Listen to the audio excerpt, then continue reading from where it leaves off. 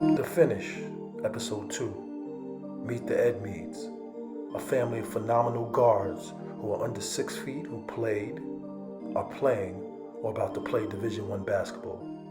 Join The Finish as we ask John how him and his wife beat almost impossible odds. The Finish, Episode 2. Aaron Edmead, Deer Park High School, Wagner College, North Carolina Aggies. At Deer Park, he was the first player in 43 years to receive a Division I scholarship. At Wagner, he was a large role on the 2015-2016 league championship team.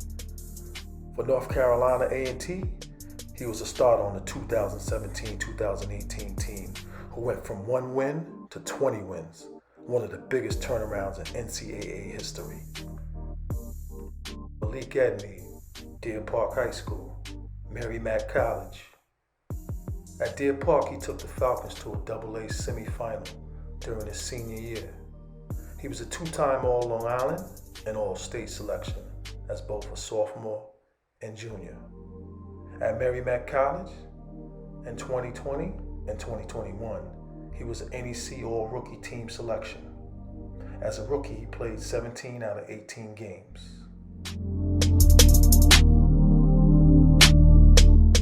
Preston Edmead, Deer Park High School, New York Jayhawks. Started several games on varsity as an 8th grader. Named All-Long Island freshman as an 8th grader. Named one of the top 10 public school players in high school. Preston led his team to an undefeated league championship, and as a sophomore, he has several Division I offers.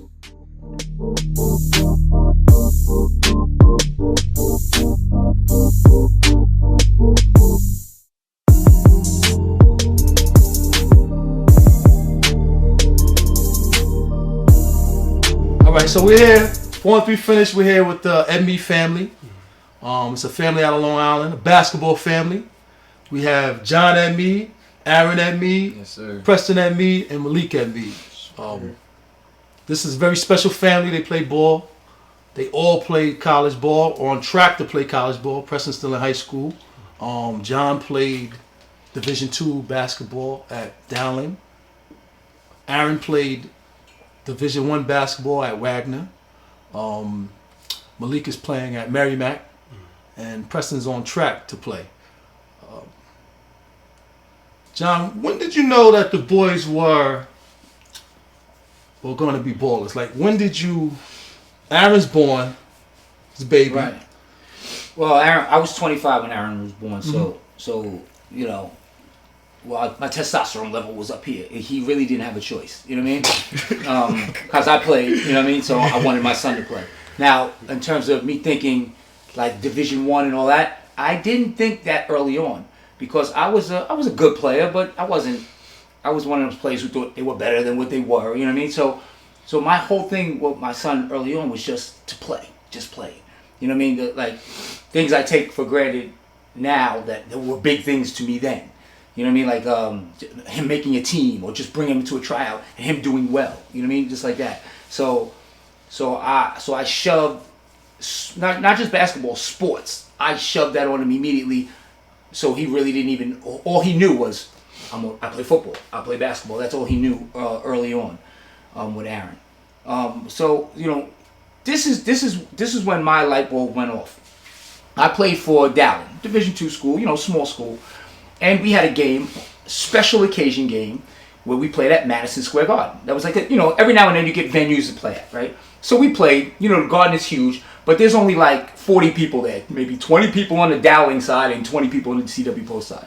You could have a conversation with somebody up in the rafters and they can hear you. That's how empty Madison Square Garden was, right? Still a fun experience for us. Towards the end of our game, the Garden starts to fill up because St. John's is playing Boston College after us.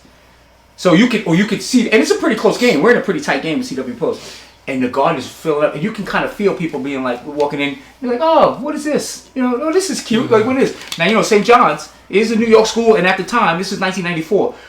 Most of the guys on St. John's roster are from New York. Everybody on Dowling's roster is from New York. So people know one another, right? So after the game ends, we end up losing. Right after the game ends, we head to our locker room, and just coincidentally, Now the garden's filling up. The band is playing, everything else, and we just like, oh snap! St. John's is passing. They're getting ready to come out, and we're like, yo. So the guys, and I'm from Long Island. I don't know some of these guys, but some of the guys on my Dowling team are from the city, so they know some of these guys personally. They grew up together, so they give a couple of them pounds. I don't know if you remember Maurice Brown. Some of the guys who were, big back then, right? And St. John, and so we walk in, and they walk out, and St. John's hits the court for the warm-up, and the crowd, wow, yo, that just showed me the difference. There are levels to this. So when I seen like that level, that's when I started like investing in the commitment. For me, it was sports, but with anything, that's with anything, commitment. Like even with, so I'm not gonna front, like basketball was everything in our house. At first it was football and basketball, and then it was just basketball with Aaron, right? It was everything in our house, but I always knew like there has to be a commitment to a level of excellence. So with Aaron, even more so than these two guys, I stressed academics so much. You know what I mean? Academics so big because you have to be versatile. And right now, even though he doesn't see it, I see it from afar. Aaron's 25, right? He still has so much potential, and he's so versatile as a human being. Because some people would, some people, people are critical of me is too much basketball, too much. There's no such thing as too much anything. When you're living, you are living. You know what I'm saying? Yeah, that's what you're doing. Right. So you can't do something, if you can't do, whatever you do, whatever it is, you can't do it halfway because then you're not really doing it. And you won't garner people's respect. You don't have to be the best at what you do, but you have to give that kind of effort. And then you will always maintain respect. And so that's the biggest thing. That's the most important thing. Right. Wow. So, Aaron, first child. Mm-hmm. Expectations after that. Joan of Arc. After me, no one shall suffer. They call me the experiment. Yeah. What was like the typical day with the boys growing up? Like, they come home from school. What was a typical day for them? So we okay. Let's go. You want to pick an age? Let's go like 13, 14. Let's do 13, 14. 13, 14. Okay, so just coincidentally, my good friend, my best friend happens to be Jerry Powell. We grew up together. I was there when he came over from Little Flower, the program where they take troubled kids. Yes. He came to Long Island. That's how I met him, right? Okay. So he at this point, like he's a trainer.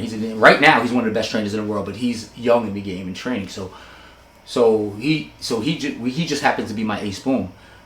So initially, Aaron would come home from school. He'd do his. We were back then. We were very. I wasn't hands on with them with schoolwork, but back then, like Aaron said his ABCs one time when he was a little smaller, around 4 years old. A B C. He missed the D. A B C E. I lost it. You know what I'm saying? He missed the D. I lost it. Right. So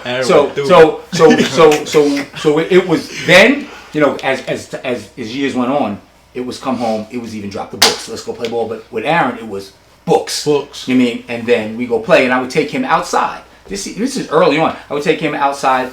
I had a little court in my yard. I rented a house. I had a little court inside, and there was a big park around the corner. And I would take him and I'd do little drills. Right. Until my man got a hold of me. You know what I mean? Because he was a trainer then.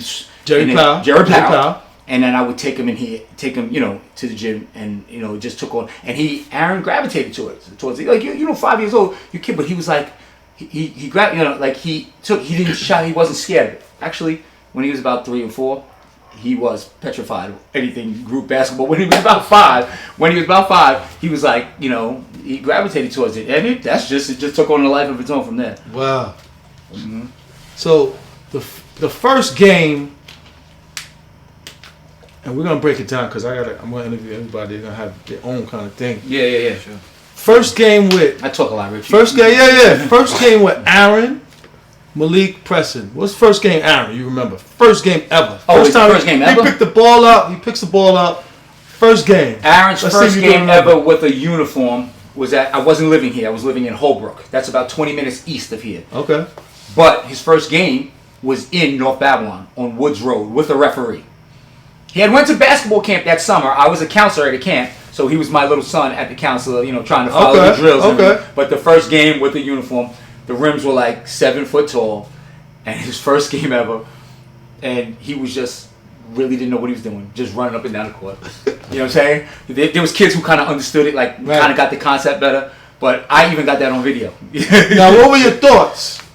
You see him out there, he's got his uniform on, running up and down. What were you thinking? He didn't know what he was doing. Like he didn't know. He just knew. Okay, we're running down an offense. Okay, we're running down the defense. He didn't really know what he was doing. I wasn't really frustrated. I wish because I knew he could do some skill things because I've done skill things before. Right. But he didn't understand how to apply it in a game situation, game setting. Right, he was 5. He was 5. Okay, You know what I mean? okay. So I was. I was trying to tell basically a minor version of what goes on right now. I was trying to tell him things to decide. Tell him what to do. But I got that on video. What about Malik? First game, Malik. First game, Malik played. Now, okay. So now Malik, right? I might have 40. Right? No. No. His first game. That was early on, but his first game. Now you got to remember, Malik and Aaron are 2002, 1996. They are 6 years apart, right? 6 years apart. So now, when Malik is 5 or 6, Aaron is 12. I'm all in it with Aaron. I'm kind of like, Malik is kind of the background. So Malik used to play in. Actually, his mother coached him. His grandfather and his mother coached him. Used to play in like a little. I think it was St. Cyril's. Yeah, it wasn't even St. Cyril's Travel. It was St. Cyril's Intramural League. Okay. So he used to get on the court, and he used to do cartwheels in the middle of the game. He just do cartwheels on the court, and maybe my father. I'll just start yelling about something out of nowhere. He's like an excitable guy, right? So, and anytime Malik would get mad, this is what I noticed. Like, look, this guy's just running up the court, just having a good time, right? Right. And then, but somebody would say something to get him mad. Like, Malik, you were supposed to be there. Malik always has to say something back. Since inception, he always has to say something back, right? So, since he was little, right? So he said, so somebody, maybe his mother or somebody said something. Hey, you're supposed to be over here. Whatever it was, something that triggered him. And this is what I noticed. And he couldn't play. He didn't know what was going on either. Same thing as Aaron. Right down. But this one, when he triggered him, he grabbed that ball and awkwardly, double dribbling, awkwardly gets to the basket and throws it up, and he goes in, and it goes in, and he runs back like he meant to do that. Wow. Like he had an intense look on his face. Fast forward, let me just go real quick. Fast forward, he's at a tryout, like a workout. He's like maybe 9, 10 years old. Like he kind of understands the game a little better, and he's at this workout. I guess I don't even notice. I guess he must be shooting a lot. And one of the parents, we won't say no names, but a parent of a kid who's a big time player, who's a Division I player now, but they're kids then, right? It's like, all this guy likes to do is shoot the ball. One of them parents, right? Malik hears that, right? I hear it too. I almost take it as a compliment. Like, Malik is pretty aggressive. Now he's not good, but he's pretty aggressive, right? Mm-hmm. Right. So, but Malik heard it. He amped up his aggressiveness. Like, after the parent said that, he amped up his aggressiveness. He missed a few shots, but he made a few shots. And he was running down. He's like 9 now. He's running down, looking at the parent. Like, look, like in a little kid form, looking at the parent. Wow. So when I seen that, I was like, yo, I still wasn't convinced, because he was a little awkward. I still wasn't convinced he was a basketball player, but I was convinced he was an athlete. You know what I mean? I was convinced he was a competitor, Okay. Preston, he's the baby of the bunch, right? So Preston, he's the baby of the bunch, right? Well, no, we have Blake. You got Blake. Yeah. But you got Blake, right? Yeah. But Preston was at the time. Blake was born in 2013. So you got little Blake. Yep. So when Preston is 3, that's 2009. Preston is 3. Aaron is in it already. You know what I'm saying? Malik is doing cartwheels, but gets mad and happens to make shots. You know what I'm saying? But this is what I know. So I used to have Aaron working through push-ups in the house, everywhere. So Preston grabbed the ball, a little bouncing thing we had in the house. Like, it barely even bounced. And I was showing Aaron moves in the kitchen, in our same kitchen, our same tile floor right now. He grabbed and I'm showing Aaron like how to do in and out crosses. In and out. He grabbed the ball. He couldn't really dribble it like he dribbled it, but he did a perfect motion of an in and out. Because I'm showing Aaron, he's behind. Preston just behind. So like, wait a minute. So he did a perfect motion of an in and out. He was 3. I was like, he didn't dribble it, but the motion was there. Right. So I was like, yo, Go in and out cross. He did the three. He did the perfect motion of an in and out cross. I really didn't have to chase behind Preston with basketball. Not until lately. I mean, but we going back, right? I really didn't have to chase behind Preston with basketball because he just wanted to be like his brothers. He just wanted to be like his brothers. When Aaron was a freshman at the games, when Aaron was an 8th grader, Aaron played JV as an 8th grader. So after the JV games, the varsity would come out. Preston would sit down and be like, his favorite word was varsity. Varsity. Varsity. Aaron. He used to go like this. Aaron, you're not playing varsity. You know what I'm saying? The players used to come out to warm up, and Preston used to be in the corner, and every player go up to lay it up, and he'd mimic their layup. You know what I'm saying? He'd mimic their moves. So he was watching it. He just already soaked in it. He was soaked in it. Yeah, he was soaked in it. And Preston one time told me, he was very little. What's the first game you seen him play though? 4. He was 4, and his first game was at So he was 4. the oldest school, Veta. What's the oldest school in North Babylon? That's what Preston's first game was. And it wasn't a game. And when Preston's first game, they didn't keep. There was no winners. There was no losers. And he was aggressive in that game. It was with Danny Green. Danny Green was running NBAC. NBAC. Yep. Yeah, NBAC. Yeah. That was Preston's first game. Yeah. Okay. Aaron's first game. That was an NBAC game also. Yeah. Malik's was St. Cyril. St. Cyril's. Yep. So it got young. It kind of got younger and younger as the first game, because his first game was what age again?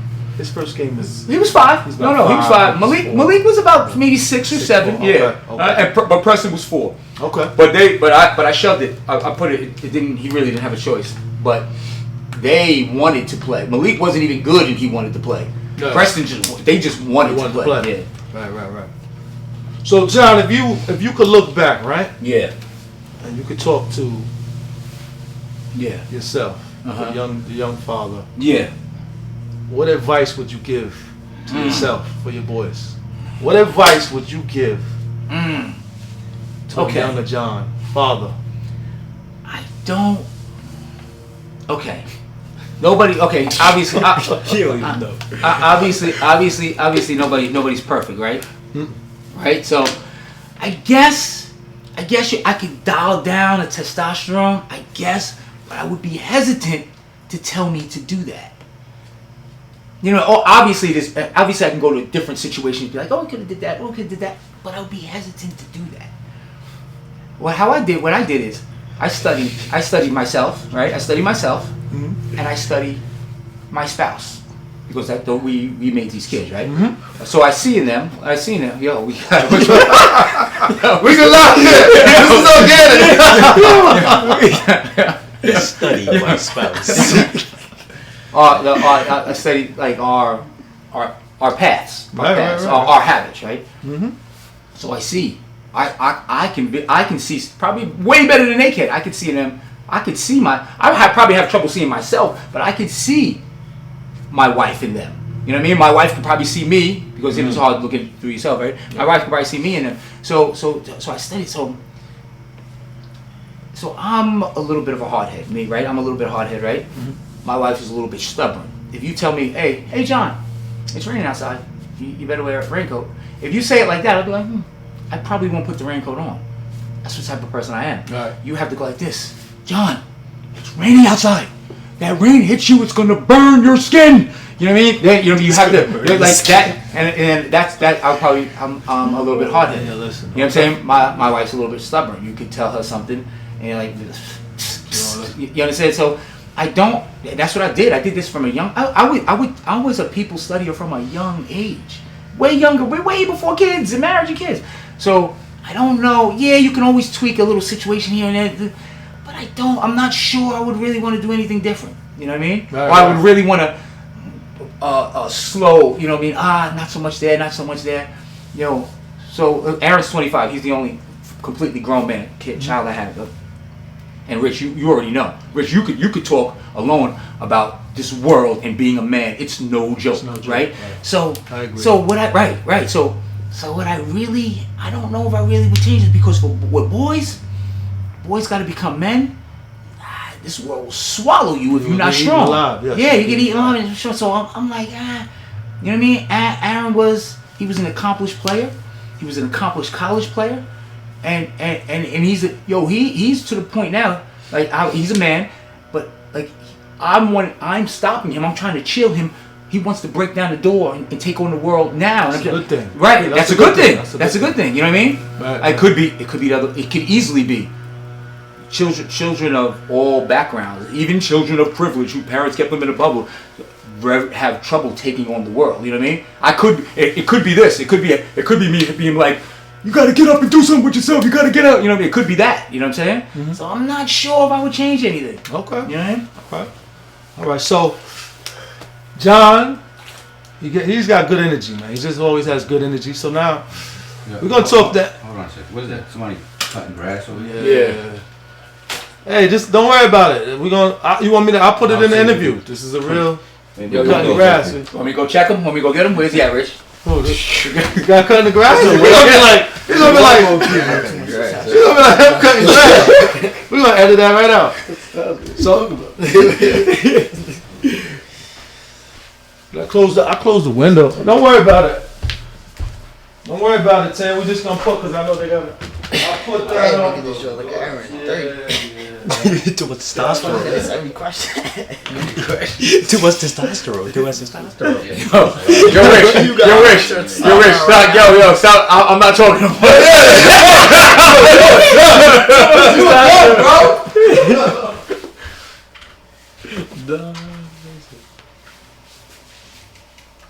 It's done, right, Tim? It's done. Yeah. Alright, cool. That's all right. We're just gonna put we're in a suburban area. Lawnmower's going. It's organic over here. Well, when you say organic, it just covers mess ups. Mm-hmm. It's real.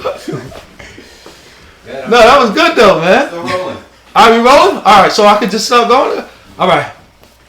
So John, all right, you done? Your talk is done. All right. So all right, we got Aaron now. Yeah. With the Deer Park High School.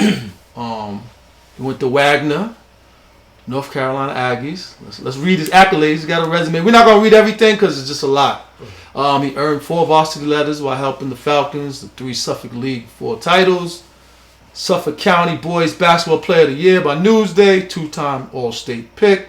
Became the first Falcon player to earn a Division I scholarship. And when I heard this, I was at an award ceremony, I think, and they said, Aaron Edmead, first Division I offer in 43 years from public school. And that just stood out to me. Like, that's kind of crazy.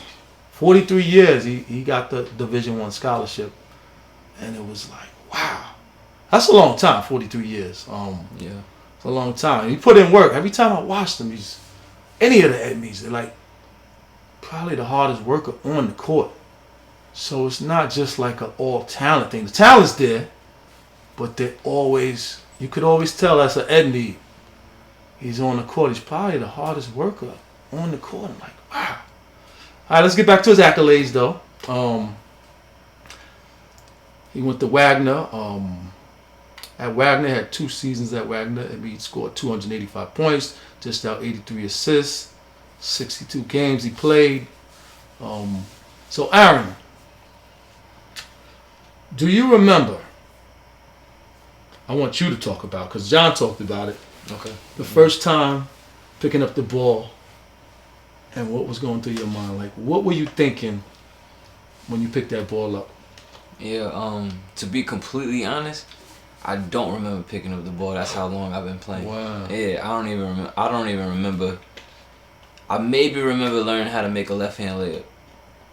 But yeah, as long as I can remember, like, I've been hooping, know how to do the right-hand layup, know how to do the left-hand layup, being able to do like being able to handle the ball, dribble, pass, being like a little bit advanced, Yeah. I as long as I can remember, I've been pretty solid, Right. Yeah. So it's been So forever. it's been so long you didn't even remember. Yeah, there's some things I don't even remember. Yeah, like that my dad will remember. Wow. But yeah.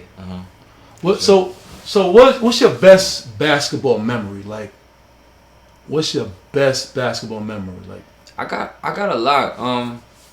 To be honest, high school, I got just being with my senior year is being with that group of guys that I grew up with. Cause like my senior year, we were all seniors. My high school team, we were all seniors, and I'm still tight with all them guys.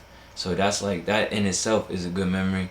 And going to college, you know, you'll know somebody your whole life from 3 years old to 18 years old. But when you go to college, you're living with somebody, you're practicing with them, you're arguing with them, you're competing with them. Then you're going back to the room, you're living with them, you're doing socializing with them.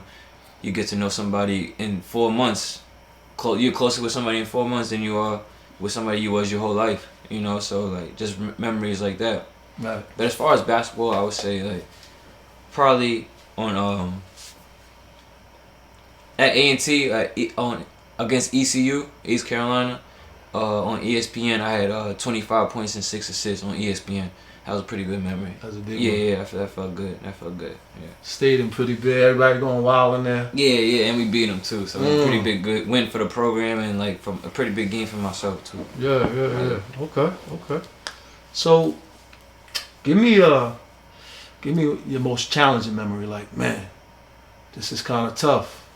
Basketball and life kind of thing. Give me that memory. I'll definitely say playing for which is a good thing, no negative in this, but playing for Coach Bosch, going from high school to college. Because in high school I was a good defender, but in college it kind of got harder, and to stay on the floor I had to be like an elite. In Bosch's system, I had to be like an elite defender, and like he pushed me hard and turned me into an elite defender, and that's what I needed to stay on the court and knock down shots.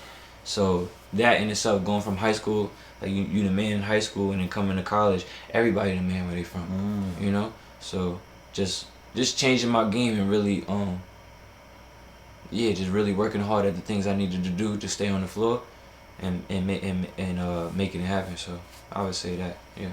Right, so because you're in college now you just it's all the alphas from every town. Yeah, and all them things, all them things from freshman and sophomore year like stuck with me to this day. Yeah, so yeah, for sure. So you go from an elite scorer with a role of scoring and doing kind of everything, and then you had to amp up your defense, kind of. Yeah, stay on that floor. Yeah, stay on the floor, like really disrupt other people's offense. Right. Yeah, and then get loose and get warm from there. You know. Okay. What's the most important thing you learned from your dad? Like what you were talking about, how you said when you see Edmead kids play, how we're the hardest worker. It's just I feel like in all of us, it's just installed. Like there's just something about it. Like, all right, if a coach says a sprint, or if a coach says do a certain amount of push-ups, or if a coach says make a certain amount of shots, like it's just something installed in us that, like you better come in first, you know, or die trying. Gotcha. You know, like so, just gotta always our dad, definitely put that in us at an early age. Like even with football, I remember playing football. We used to do at the end of practice. Kids used to cheat and all that, but like at the end of practice, they would bring it in. They would play with us, and they would be like, I don't even know what it was called, but we do 100 yards. You had to run 100 yards and back. You know, kids would be cheating, be 20 yards ahead. I knew, like, if I came in last, I mean, if I don't win, not coming last. If I don't win, it's gonna be what's it called, consequences. So like anything we did, like I'm a grown man. I'm a grown man now. You know what I'm saying? I'm 25 years old. Like, even if I go to a gym, somebody tells us to work out. So I'm always trying to come in first, and anything I do be the hardest worker. So I don't really know. You know how people be like, pace yourself? I don't even really know how to pace myself. Like, I go hard. Yeah. Okay. We all go hard. So besides your dad, what inspires you, or who? We know he inspires you, but what else or who inspires you as well? Besides your dad, I know he inspires you, but I mean, definitely my mom. You know, definitely my mom. You know, my dad plays a huge role in my life, but definitely my mom too. You know, like my mom's a super mom. Like, you can't even really put it into words. You know what I'm saying? Like how hard she worked. She raised us. You know, along with my dad, and definitely installed that toughness in us just as much as my dad. You know, my mom. Everybody knows. You know what I'm saying? Everybody that came around my mom, that got introduced to my mom. Hey, my mom no joke. Yeah, she don't. You know, all the like soft games, she don't play that. You know, and on top of that, like my mom is such a security blanket. Like when we go out into the world on our own, like we good. We good. We know how to handle ourselves. We know how to conduct ourselves. We know how to take care of ourselves. Cook, clean. That's mama. Cause of mom, you know. Yeah. So my mom get it done. So definitely my mom. Yeah. So, why do you play this game, basketball? I just been playing it as long as I can remember, and I love to play it. You know. You love the game. Yeah, it makes me feel good. Like after you play, after you compete hard, you just feel good. Even if you're having a bad day, you just go out there and compete, do whatever you do. I love playing the game. You know. Okay. Yeah. Yeah, I love ball. What advice? This is for you. Everybody gets this question. Everybody gonna get these same kind of questions. Yeah. Aaron Edmead gets to go back in time. Talk to a young Aaron Edmead. Mm-hmm. What advice are you giving Aaron? I'm telling him, it's 100. As I tell my brothers too, it is 100%. It's all in the work. Like it's all. Even if you're not getting the results you want, put in the work. Cause like I've seen players, I've seen people, like the whole marathon thing is not a race, it's a marathon. That's real. Like it's all in the work. Like even if you're not making shots at practice, maybe if you're not starting, if things ain't going your way, you put in the work. Things might not go your way for a whole month, a whole season. If you put in the work consistently every day, if you're not BSing, it's gonna show, and the tables will turn eventually within a day, within an hour, within one practice, it will turn. So it's all in the work. You know, I seen a kid when I was specifically at A&T. Shout out my man Ron Jackson. Yeah, like we got to A&T. He was a good player, super athletic, but he put in the work every single day, and you really watch him just change as a person, as everything. And the same thing with myself as a player. So. I would tell him like it's really in the work. Like stay consistent through the ups and downs. Don't like even if you up, don't like I ain't gonna work out today. Like no, stay consistent. It's gonna show. So it's really all in the work. It's all in the work. Yeah, 100%. Like it's all in the work, y'all. Yeah, so that's real. You got your masters, right? Yeah, I do. In school. That's huge. Yep. John, 0 Bursar Bell. 0 Bursar. 0 Bursar. And that was due to work, hard work.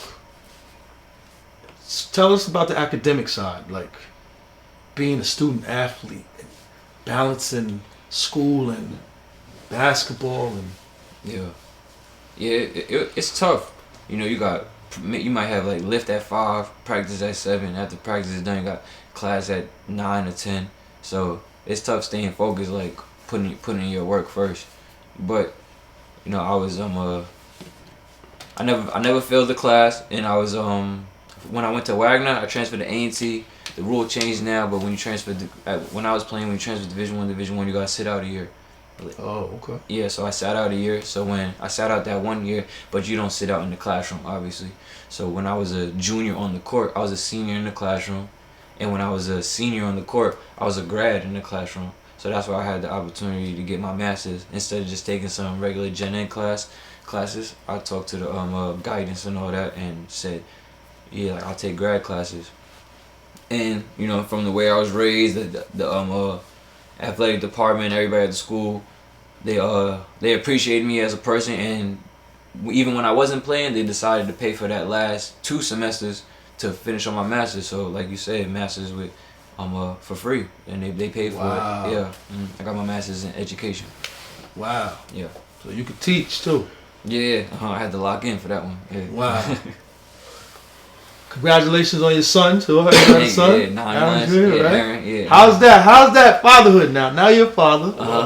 Talk about that. Y'all got a nephew. Yeah. You got a baby in the house. Sure. Good energy or whatever. Mm-hmm. Yeah, it's dope. To be honest, I don't think we ever had a babysitter growing up. Nobody had a babysitter. It's all family. Like especially it's all family. So it's different just looking at him like, wow, this one mine. You know what I'm saying? Cause like I watched Malik, I watched Preston, I watched Nyla. I was by myself with all them. I'm the oldest, you know. So it's like I would say I got a whole lot of experience. You know, I was changing diapers, I was making bottles, I was cradling babies at night. I was doing all that. You know what I'm saying? So yeah, I wouldn't say I'm like.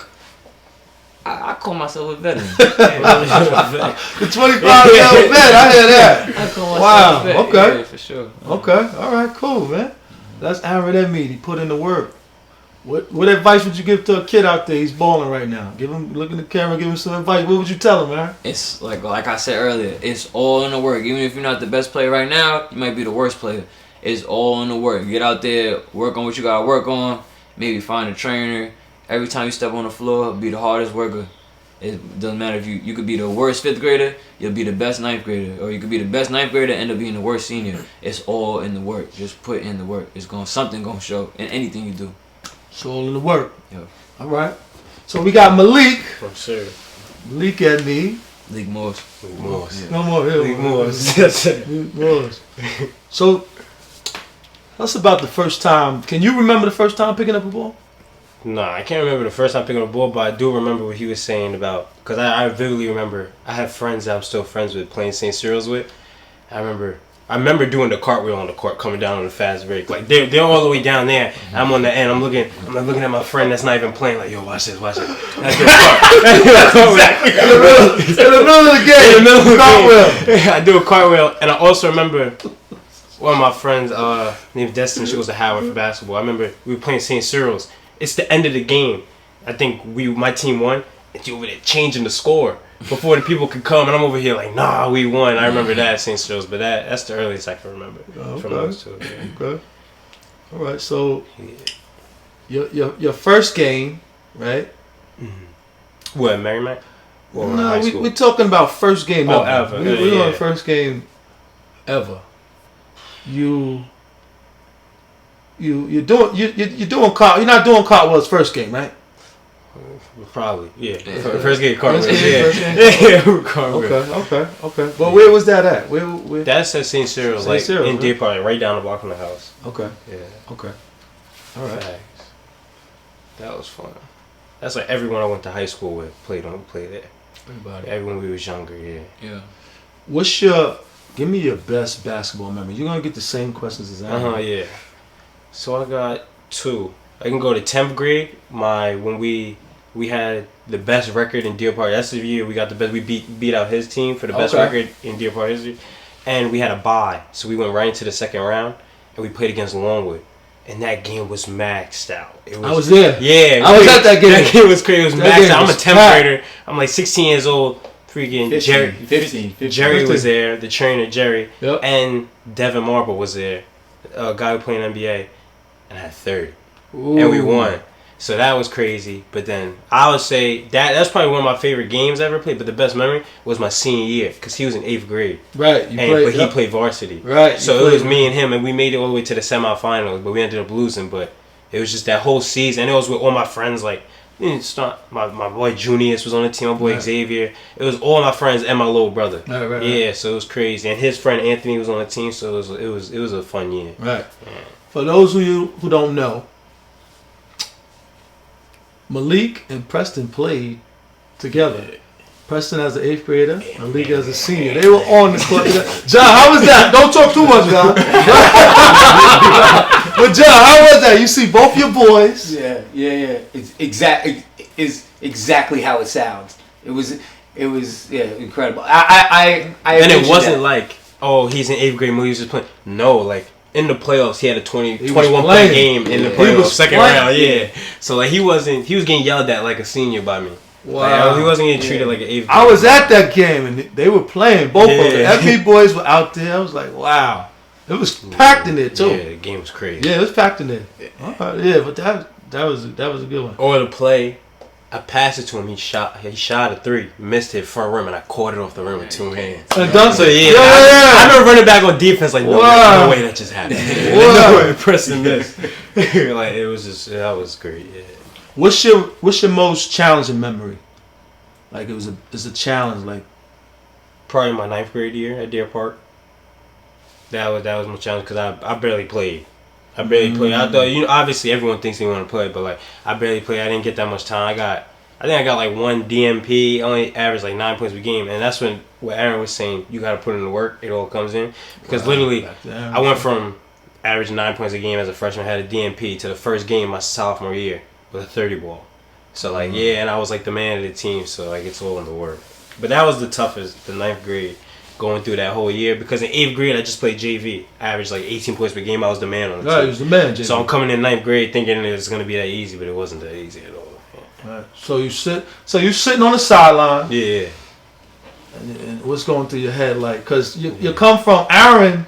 You got Aaron. Aaron fresh just out led the the way. school, the man. Yeah, he's the man, and now you on the sideline. You like, I'm like, nah, like this makes me not even want to play. Like, nah, I don't want to play. right. That's a real statement. Yeah, it makes you not even want to play, but Because I think I got through it. anything you do great, you gotta have that feeling of, man, can I do this? If you step into that greatness category, there's always that in the back of your mind. Yeah. How'd you feel? You on the sidelines watching one of his games? Yeah. You ever see him play? You Yeah, watch a couple games, I've right?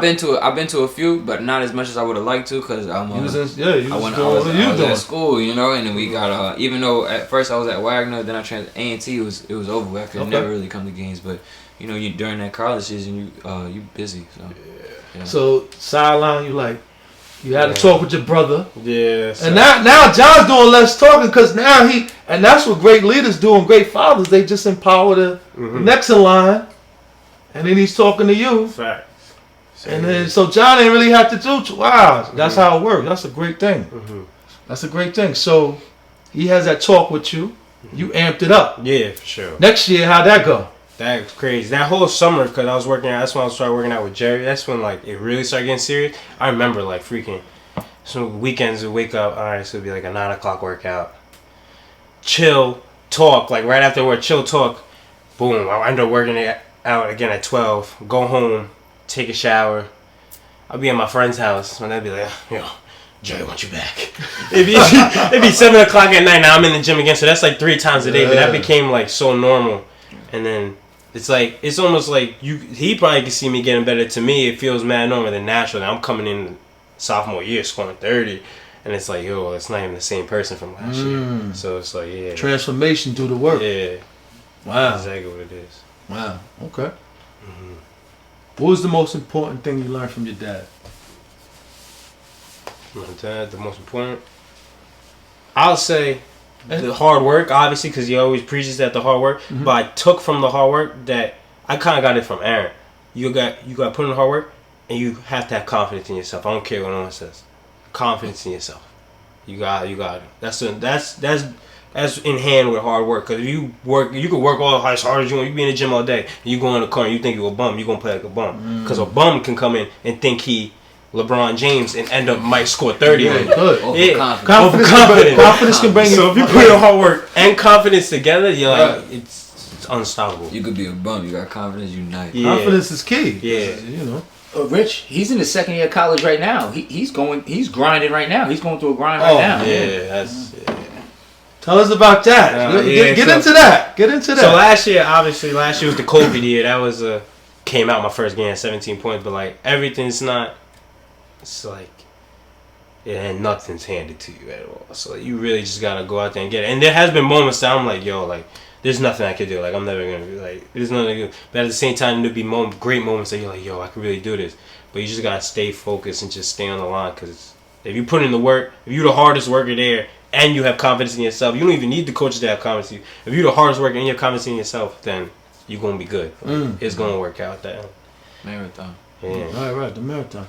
That transition from high school to college is, people don't understand that. I mean, and you and Aaron went through that. Yeah. Like it's like a shocker almost, right? Yeah, because like in high school I was like because in high school I was a fly. I scored. Like I scored a lot in high school. I was a scorer. And then coming to my freshman year of college, I was still like a scorer, but like this is when I had to learn like it was so much different, like, cause I couldn't score like 40 like how it was, like as easy. But like now, after that freshman season, COVID season, that was so messed up. So many games got canceled and stuff. COVID, yeah. But like coming to this season now, like if you watch the way I play now compared to then, it's totally different. It's like slower, but it's still scoring. It's like, but I come off way more pick and roll. It's like way more of a point guard role, but like a scoring point guard. Like back in high school, it was just like, give him the ball, he gonna get a bucket. That's how it was. But now it's like I'm becoming a complete player now. Yeah. Right. Your role changed. Man. Yeah. That's what we back at that role changing. You got to be able to transition. That's key. That is key. Okay. So, besides your dad Mm-hmm. and mom, you got good parents. Mm-hmm. Who else or what inspires you? I gotta say, my brothers and Jerry also, but probably my brother Aaron, because I can't say probably he's younger, but probably Aaron. And then, but I don't know. I kind of take parts from everything and put it into one. Cause I also say Jerry, cause Jerry will make you feel like he will make you feel like you're an NBA player. You could be a complete bum, and he'll tell you that you're good. And that when I was younger, that's what helped me now. Cause he used to tell me like, yo. Cause remember, he didn't think I was good. He didn't think I was good. And Jerry said, "Yo, he's gonna be nice." That's what he told me. He said, "Jerry said he gonna be nice." I remember that actually. But he said he gonna be nice. And I did, yeah. But like, it's just the saying it makes you feel like it. So Right. Yeah. I knew he's an athlete, but I didn't. Yeah, he's right. Yeah. Right. He's very athletic. Like I watch all of you guys play. You all have gifts, and that's the thing about life. Everybody has a gift, and you guys use them. Coupled with hard work, it's unstoppable. It's unstoppable, and they're humble. Yeah, that is the key. Like the humility and the humbleness, and saying, "I got to keep working." They all have that. They all have that, and I think that's a great trait. Mm-hmm. Why do you play the game? Why? What's your why? I feel like because I love it. I love it. Yeah. Just love it. Yeah, and I feel like it didn't hit me that I love it till this. Like obviously I always loved it, but it really didn't hit me till like this year. Yeah, because like I feel like the struggle. I wouldn't say a struggle, but the grind I'm going through at Merrimack made me realize that I really love basketball. Just the fact, because I know what I'm going through right now for a fact. If anyone you really didn't love it, you couldn't get through it. There's no way they can get through that. Right. There's no way they can get through it. And I know and I believe that I know I'm gonna get through it. So so I'm having fun with it. Like I'm not even that stressed over it. Yeah. It's kind of fun. Okay. Yeah. Malik now meets the younger Malik. What advice is he giving him? Nah, shoot. What I give myself? Be like, yo. What would you tell him? What would you tell yourself? Yeah. You see young Malik, he's got the ball. You get to talk to him. What are you saying to him? Double dribbling. He did the cartwheel. You just see him do the cartwheel. In reality, at that time, the double dribbling, I'm really a football player. Like basketball was second. I was dead nice at football. Yeah, so I was a football player, but what about high school? What if you saw yourself in high school? Oh, in high school, I'd be like, yeah. A couple years ago, what did you say to yourself? Get in the gym and learn how to do a catch and shoot three. Because I was not good at those. I was not good at shoot. Okay. Yeah, shoot more. That's what I'll tell myself. Shoot more and more confidence. And way more confidence. Yeah. Okay. Yeah. All right, cool. That's what I'll tell myself. That's Malik Edmead. All right. I think changing the narrative. John, you always say that. The narrative, man. The narrative, yep. That's key. That's key. So you was excited. You was ready to go. Yeah. How'd you do that game? I did good that game too. Yeah. Okay. What was the most challenging memory? Like, this is hard. This is a challenge. What's your most challenging memory? Probably just like I having bad games and you gotta get in the gym like the next day. Like feeling like you go to the game, you miss all the shots and you gotta get in the next day, but you gotta keep the same confidence. Like that's probably keeping the same confidence.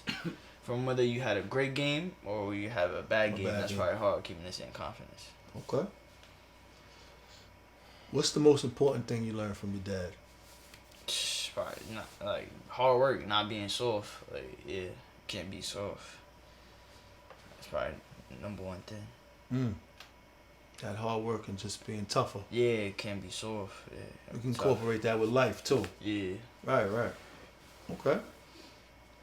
Besides your parents, who inspires you or what inspires you? Definitely my brothers. Yeah, like they go through the same stuff that I go through, and it's like they already know, they've been through it. Right. So they're just telling me, yeah. Definitely. Right. It's a tough family, man. It's awesome. Why do you play the game? Like, what's your why? Why do you play this game? Basketball. obviously I love it, but then it's like the memories, like stuff like Central Ice, it just like brings to me like why I love the game. Like it would just like the adrenaline rushes that you get like from hitting a big shot in the game. It's just like there's no other feeling than that. Yeah, It's a natural high. yeah, One common trait I see is love for the game here. yeah. Because a lot of people say they love the game, but they doing it like they like it. Because Yeah. y'all culture, it looks good. You got the backpack on, you're in the game, but it's hard work. People think just saying, "Oh, I love the game because they go to practice. Yeah. Oh, because they playing the game. Oh, maybe they got an extra workout in before. Oh, yo, I really love this." No. It's everything. Your whole, even when you're not playing basketball, you could see if someone loves the game or not. Right. Yeah. And it takes a discipline to really get results. Because when you're on TV or you see the Instagram or whatever, you're seeing the end result. Like, but behind the scenes, there was some work put in. So people have to remember that.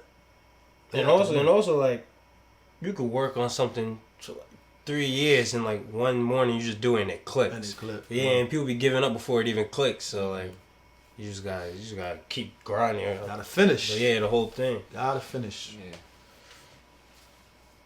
You're young, but what advice would high school Preston give to, let's say middle school Preston? What advice are you giving yourself? I don't even know. You're like probably just confidence. Yeah, like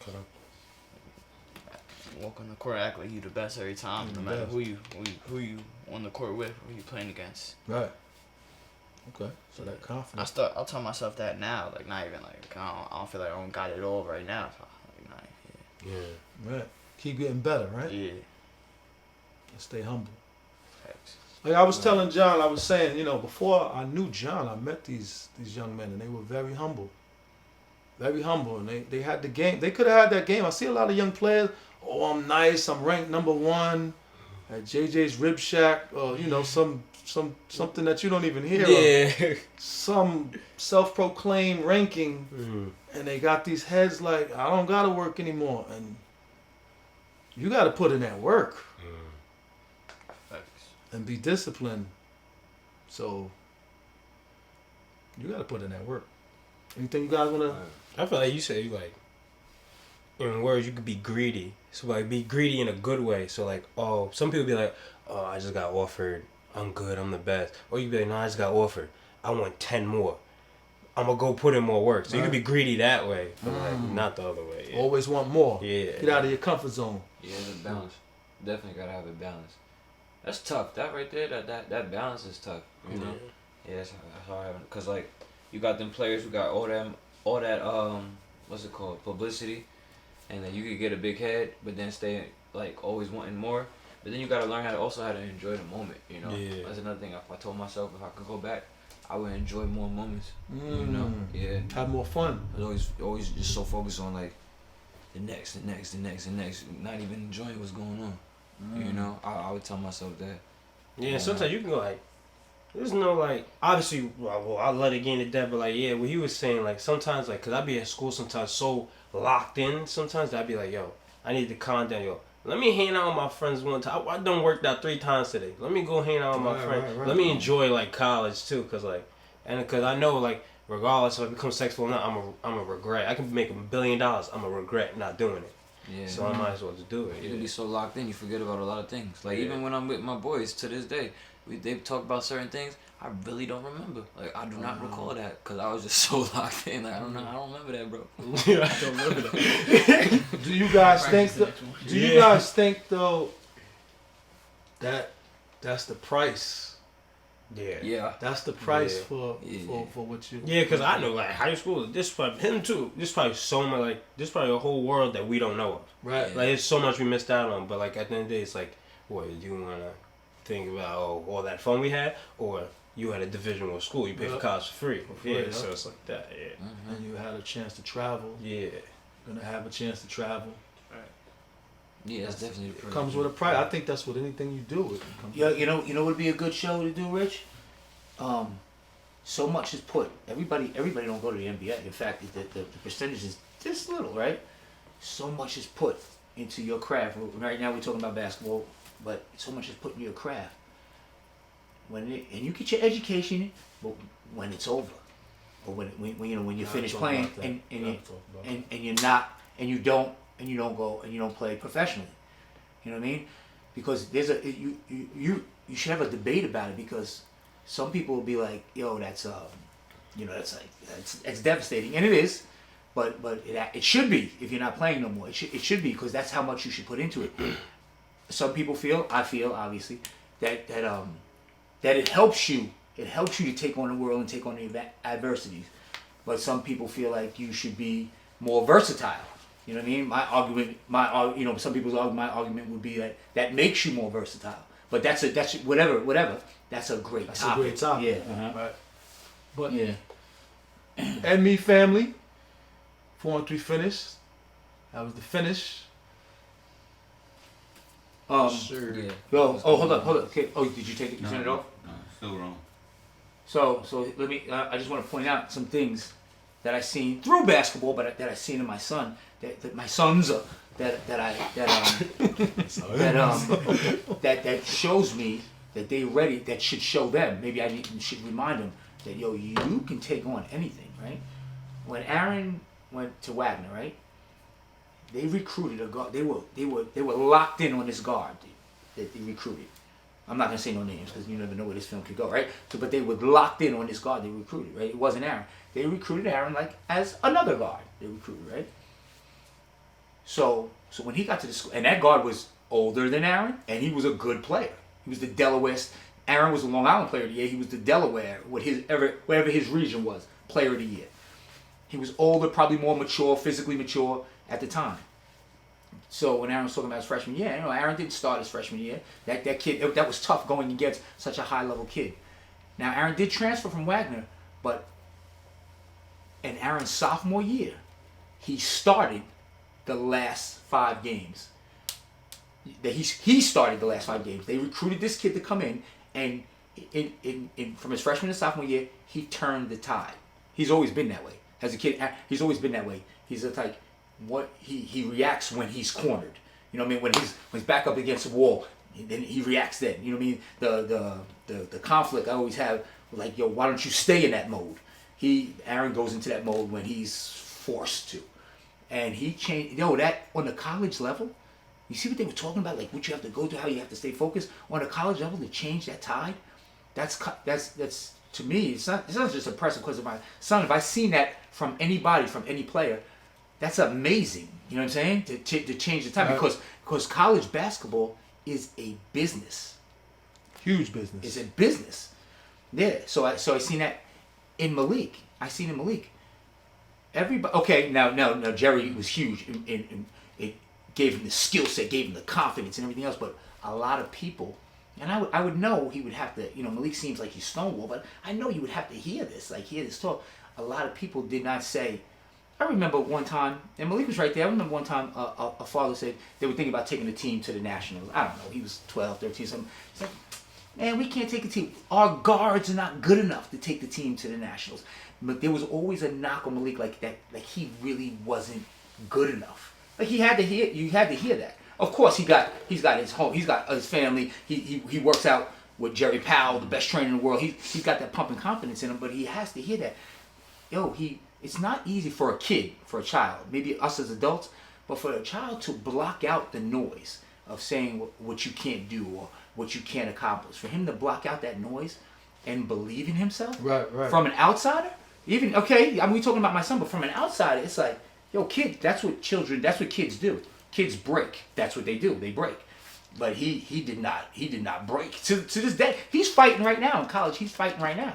But I'm at ease. You know what I mean? I'm at ease because I see how he's ready. He's ready for it. He has the tools he needs. Yeah. Like they all have the tools. And I think that's great for Preston because Preston is so. To tell you the truth, he's ahead of them. Like in terms of his skill set, he's ahead of them skill wise. He's so talented. But you got to be careful with talent. You got to be careful with talent because if you're not humble, if you don't work hard. If that talent means nothing. You know what I mean? So he just to see the grind. So he has to understand how to put that talent with the grind. You know what I mean? And that's what they've shown that. You know, they've shown that medal. You know what I mean? Wow. So what's the X factor? You have three. We gotta make this clear. You have three sons under 6'1" playing Division I basketball or going to play Division I basketball. That is huge. What's the X factor here? What's in the Edmead water? These guys said it. Yeah, we some dogs, man. But they're humble. They're humble, and you know what it is? We're talented. We thank God for the blessings that He's gave to us. But we not physical specimens. We talented, but we not Kyrie talented. Right. They work hard. It's hard They work. work hard, and that carries over. That gives me a sense of security about them going out in the world. I know they're not gonna break. You know what I mean? Or I'm confident they're not gonna break. Well, yeah. 4-3, the finish. No, Edmeads. Yeah. Cool. Yo, that was dope. Yeah. That was dope. Appreciate it. How it look, Tan? Looks good. Tan gonna hook that all up? Yo, I was on this side. I'm not sure if this is.